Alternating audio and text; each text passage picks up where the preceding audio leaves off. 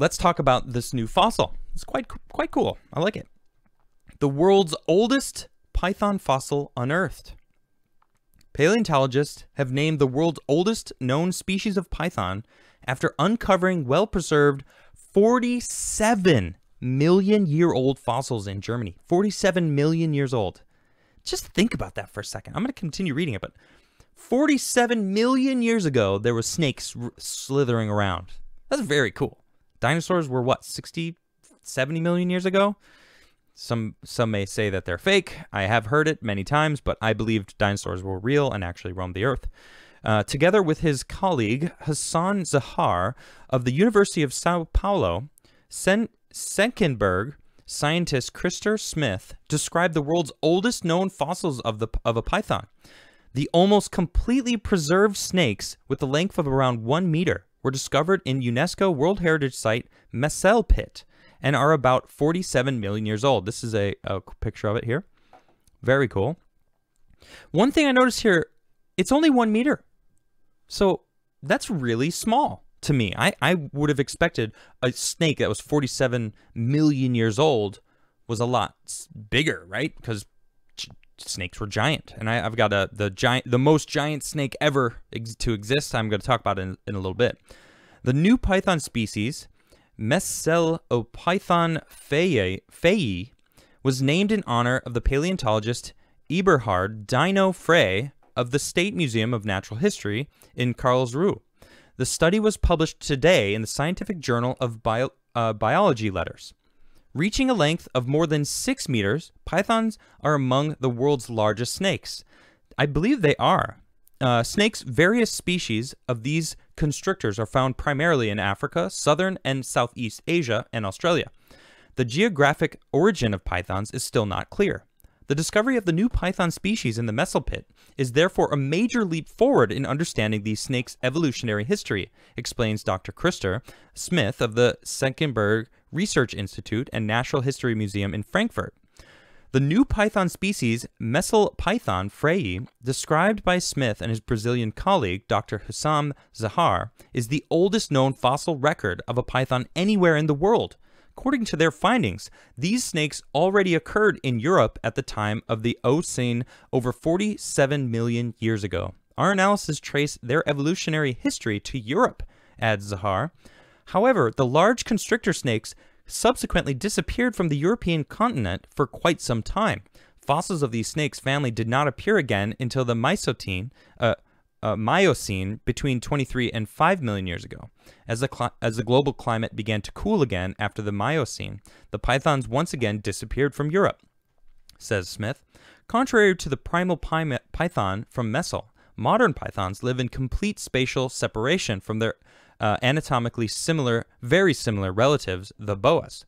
However, in Messel, both Meselopython feyi, as well as primitive boas such as Eoconstrictor fischeri, lived together in the same ecosystem. We therefore have to revisit the thesis that these two groups of snakes competed with each other, making them unable to share the same habitats, explained Smith.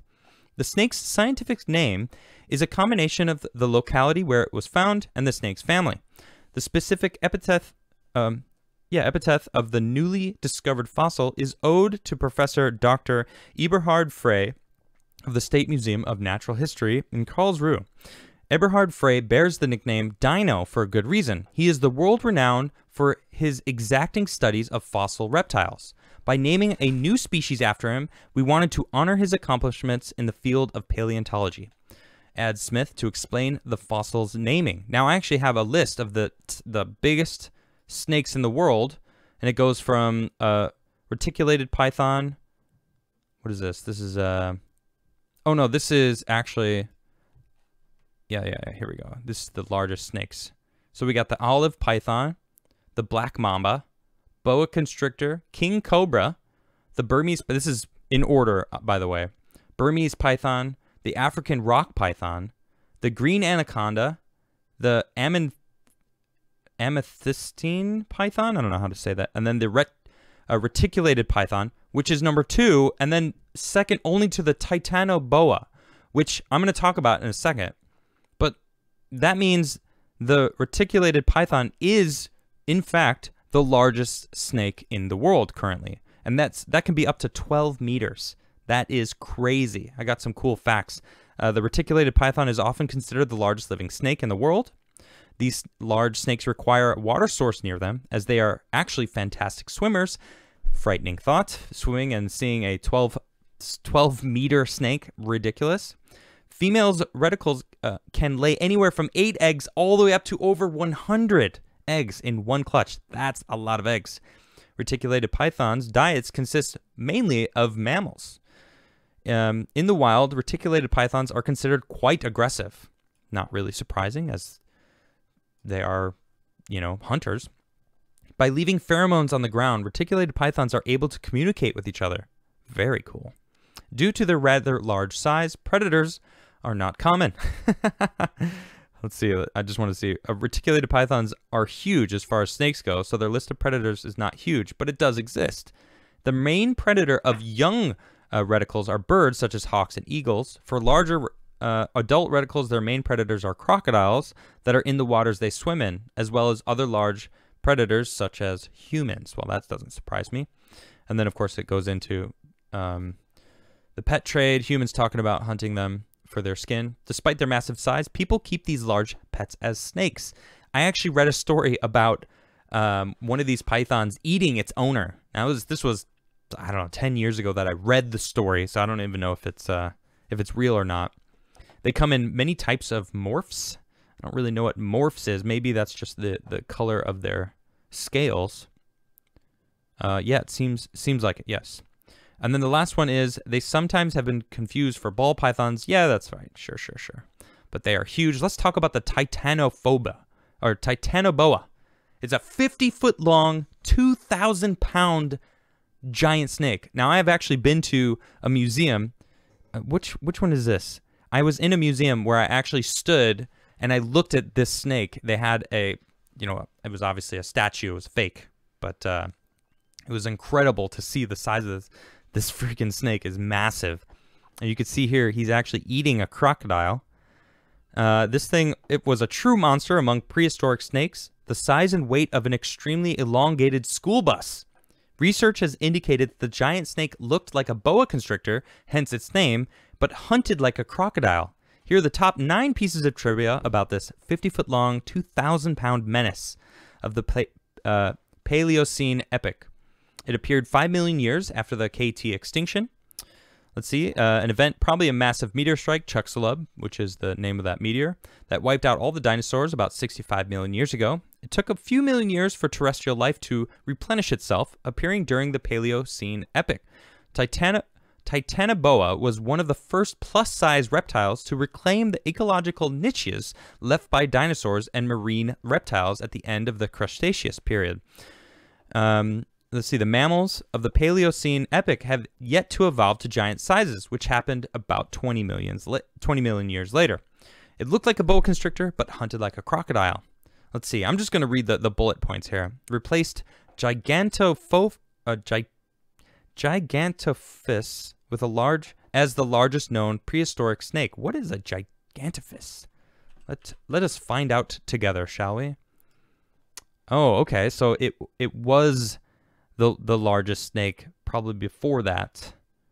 Pretty crazy looking. That is that's a human standing there with the giant. It just says giant snake. That is quite funny. All right. It's twice as long as today's longest snakes. Wow.